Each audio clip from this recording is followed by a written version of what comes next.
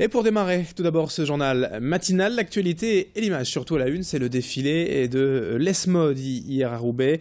Et traditionnellement, les 40 étudiants de 3e année ont présenté hier soir leur travail des derniers mois. Un peu plus de 200 créations imaginées, déçues et dessinées et conçues pour ce défilé.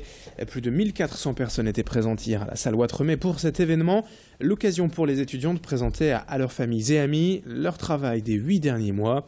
Mais ce soir, attention, c'est du sérieux, place aux professionnels de la mode. Et là, il s'agit pour les jeunes créateurs de se faire connaître du milieu, convaincre ses pros pour peut-être décrocher un contrat et travailler dans une grande maison. Ce soir, en prime, à l'issue de ce deuxième défilé, les jurys de l'école et des professionnels remettront différents prix aux étudiants. Explication avec le directeur de l'ESMOD à Roubaix, Philippe Zmirou, au micro de Pauline Lermite.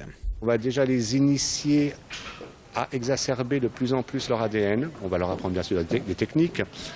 N'importe quel grand créateur ou grand couturier sur la planète vous dira toujours on peut avoir de l'ADN, du talent, mais ce talent et cet ADN ne sera jamais sublimé sans technique.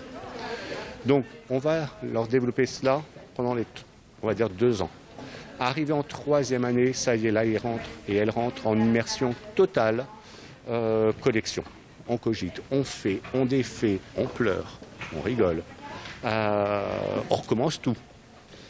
Mais ce qu'on souhaite pour eux et pour elles, justement, c'est de sublimer leur collection.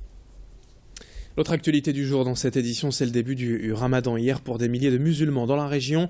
Durant un mois jusqu'aux environs du 17 juillet prochain, il est donc interdit aux fidèles de manger, boire ou fumer durant le jour de l'aube jusqu'au crépuscule. Un mois de jeûne pour se rapprocher de Dieu et se recentrer sur la foi. Mais pour les étudiants en période d'examen, notamment les bacheliers cette semaine, c'est une période assez compliquée à gérer tout de même, car il faut se préparer à lutter contre la faim, être prêt mentalement malgré le jeûne. Idil Gunay est allé hier à la rencontre de Yamin, jeune pratiquant. À la sortie des épreuves d'histoire-géographie au lycée Jean Perrin de Lambersart, il nous parle de sa manière de gérer le ramadan et de gérer ses épreuves du baccalauréat. On va dire que je vais gérer mon temps, il faut être bien organisé, donc je vais dormir l'après-midi et travailler le soir. Je pense que c'est encourageant un peu d'un côté. Faire sa religion et après à côté le bac, je pense que ça peut donner aussi une certaine aide. Et j'espère que je réussirai les 2 épreuves. D'un côté, ouais, c'est une force. C'est encourageant, je trouve. Et je pense que si je réussis mon bac et avec le ramadan, je pense que ça peut être une preuve de motivation pour tout le monde, je pense. L'information en bref dans cette édition. Aujourd'hui, c'est aussi ce drame de la route hier midi à Lille.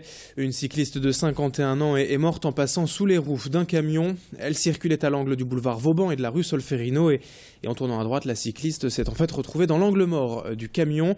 Le vélo s'est accroché et le chauffeur du poids lourd n'a pu éviter l'accident. La victime, une habitante de Lambersart, est morte sur le coup malgré les efforts des secours sur place. Le chauffeur, très choqué, a lui été transporté à l'hôpital et les premiers tests d'alcoolémie ou de stupéfiants se sont révélés négatifs. Et dans le reste de cette édition, l'actualité politique aussi, et on vous propose aujourd'hui une rencontre et une interview exceptionnelle avec le président du conseil régional, Daniel Percheron. À la tête du Nord-Pas-de-Calais depuis 2001, il s'apprête à passer la main au terme des prochaines élections régionales en décembre. Mais avant cela, à 6 mois de la fin de son mandat, il a encore beaucoup de choses à dire, comme il l'a prouvé cette semaine dans la presse, en incitant par exemple les Calaisiens à aller brûler la sous-préfecture pour obtenir gain de cause avec le projet Calais-Port 2015. Avant de l'écouter longuement tout à l'heure à 7h45, je vous propose de l'écouter une partie de cette interview, Daniel Percheron, enregistrée par Idil Gunay et Gauthier Seyss.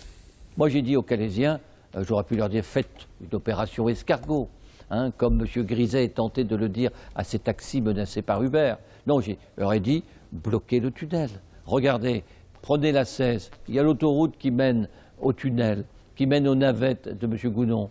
Il suffit de 3 Fiat ou de 3 Clio ou de 3 Ford en panne pour tout bloquer. Donc je pense que l'arrogance de M. Gounon, ce que j'appelle l'irresponsabilité de ce remarquable capitaine d'entreprise, appelle une réponse proportionnelle. Et la réponse proportionnelle, c'est que le tunnel étant vulnérable, M. Gounon n'a pas le droit de jouer avec un arrondissement qui a 16% de chômage. Vendredi, veille de week-end et avant en dimanche 21 juin, la traditionnelle et incontournable fête de la musique. Comme toujours, de nombreuses animations et concerts sont prévus un peu partout dans la région. Il y en a forcément près de chez vous. Et allez-vous en profiter pour fêter à votre manière la musique ce week-end. Comme d'habitude, on attend vos réponses sur nos Facebook officiels Grand Lille TV Métropolis et également sur notre site dédié laquestiondujour.net. Du sport également pour conclure avec du golf et le Nadjeti Open de Saint-Omer qui a débuté hier. 156 joueurs venus du monde entier, d'une vingtaine de pays s'affrontent jusqu'à dimanche sur le difficile parcours du Val. Et hier, après la première journée, 2 hommes sont en tête, l'Australien Terry Pilkadaris et le Belge Hugues Johannes. Ils ont tous deux rendu une carte de 66, soit 5 coups sous le par. Le premier français est à -3, il s'agit de Sébastien Gros. Quant au régional du golf de Bondu, Mathieu de Cotigny-Lafont, il a connu une première journée plus difficile, il est à +4 et va devoir batailler pour passer le cut ce soir et rester dans la course. Fin de cette édition, 7h21 en direct sur Grand Lille TV. Dans un instant, la météo et l'infotrafic. Très bon réveil à toutes et à tous.